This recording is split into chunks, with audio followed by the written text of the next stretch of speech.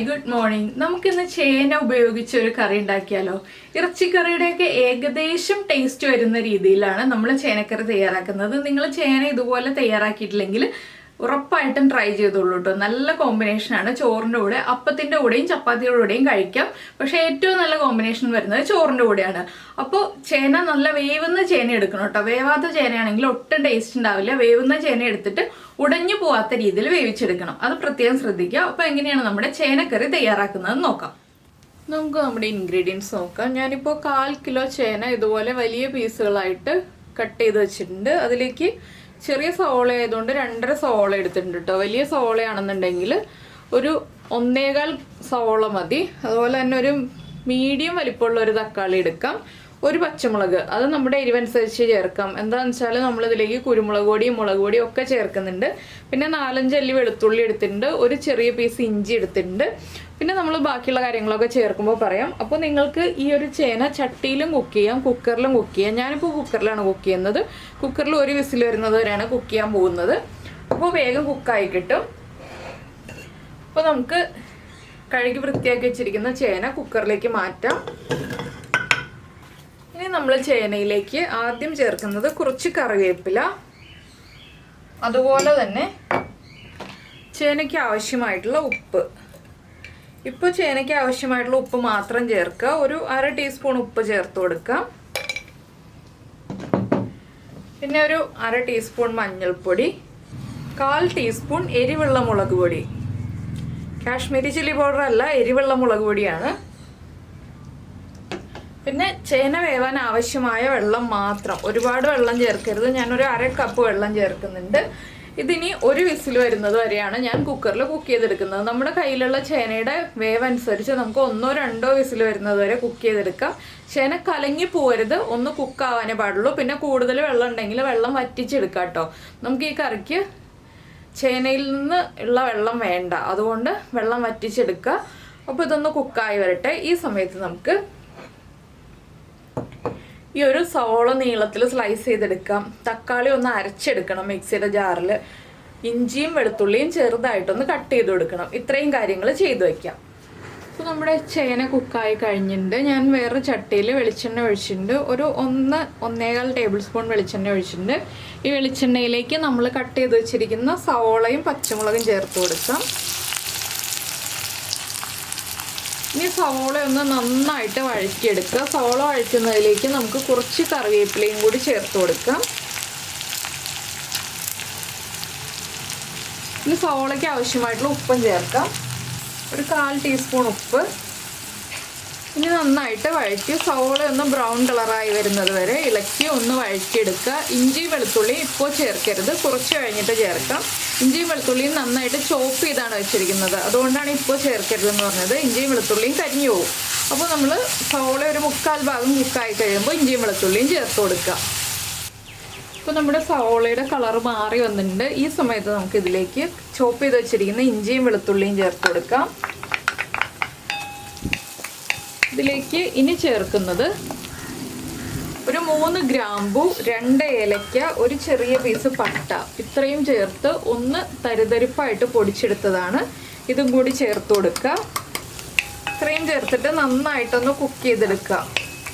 അപ്പോൾ ഈ പട്ടയും ഗ്രാമ്പും ഏലക്കയും ഒന്നും നമ്മൾ ചൂടാക്കിയിട്ടല്ല പൊടിച്ചത്, വെറുതെ മിക്സിയുടെ ജാറിലൊന്ന് തരിതരിപ്പായിട്ട് പൊടിച്ചെടുത്തേ ഉള്ളൂ. ഇനി ഈ ഇഞ്ചിയുടെയും വെളുത്തുള്ളിയുടെയും സ്മെല്ല് മാറി വരുന്നത് വരെ ഒന്ന് ഇളക്കി കൊടുക്കുക.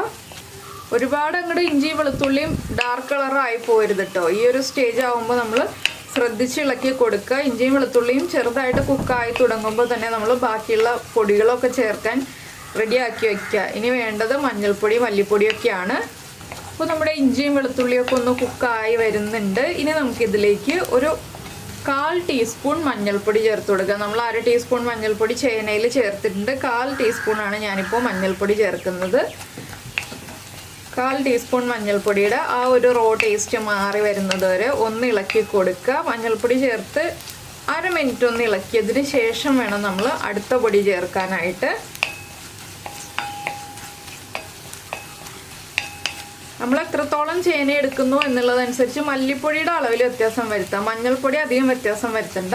മല്ലിപ്പൊടിയുടെ അളവിൽ വ്യത്യാസം വരുത്താം കേട്ടോ. എന്താണെന്ന് വെച്ചാൽ നമ്മൾ തേങ്ങയൊന്നും വറുത്തരയ്ക്കാത്തത് കൊണ്ട് മല്ലിപ്പൊടിയുടെ അളവിൽ വ്യത്യാസം വരുത്തിയാലാണ് നമ്മുടെ കറിക്ക് നല്ല കൊഴുപ്പുള്ള ഒരു ഗ്രേവി കിട്ടുക. ഞാനിപ്പോൾ ചേർക്കുന്നത് 1 ടീസ്പൂൺ മല്ലിപ്പൊടിയാണ്.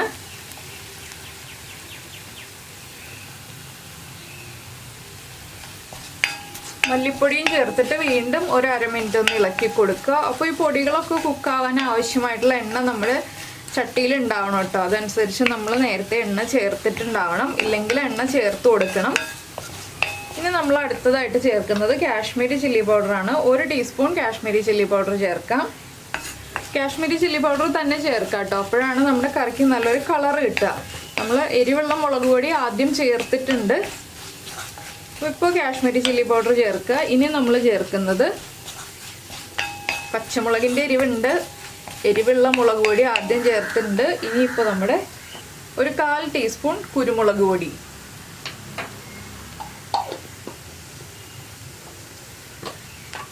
പിന്നെ ചേർക്കുന്നത് 1/2 ടീസ്പൂൺ ഗരം മസാലപ്പൊടി.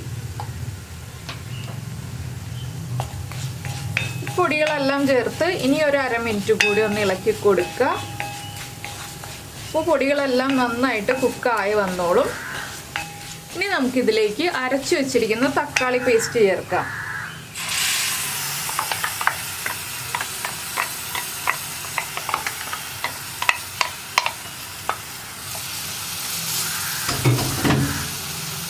തക്കാളി പേസ്റ്റും കൂടി ചേർത്ത് നന്നായിട്ടൊന്ന് ഇളക്കി മിക്സ് ചെയ്യുക.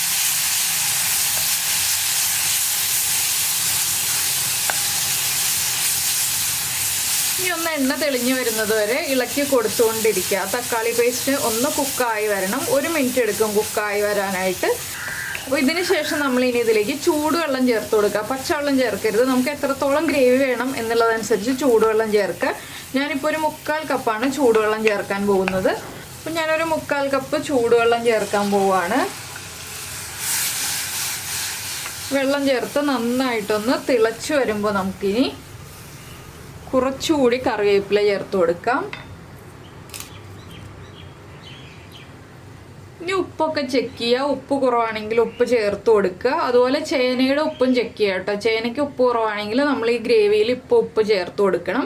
അതിന് ശേഷം വേണം നമ്മൾ ചേന ചേർത്ത് കൊടുക്കാനായിട്ട്. അപ്പോൾ നമ്മുടെ ഗ്രേവി തിളച്ച് തുടങ്ങി. നമുക്കിതിലേക്ക് വേവിച്ച് വെച്ചിരിക്കുന്ന ചേന ചേർത്ത് കൊടുക്കാം. ചേന ഇതുപോലെ വലിയ കഷ്ണങ്ങളാക്കിയിട്ട് തന്നെ കട്ട് ചെയ്യുക കേട്ടോ എപ്പോഴും, അല്ലെങ്കിൽ ചേന കലങ്ങി പോവും. അതുകൊണ്ടാണ് നമ്മൾ വലിയ കഷ്ണങ്ങളാക്കിയിട്ട് കട്ട് ചെയ്യാന്ന് പറഞ്ഞത്. ഇപ്പോൾ കണ്ടോ, ചേന അധികം കലങ്ങാതെ നമുക്ക് കുക്കായി കിട്ടിയിട്ടുണ്ട്.